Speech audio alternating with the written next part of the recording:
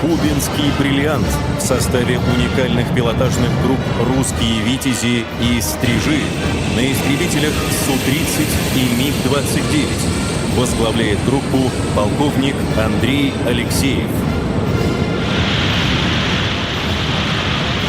Замыкают парадный строй 6 самолетов-штурмовиков Су-25, расцвечивая небо столицы цветами государственного флага Российской Федерации. Возглавляет группу подполковник Владимир Мордасов.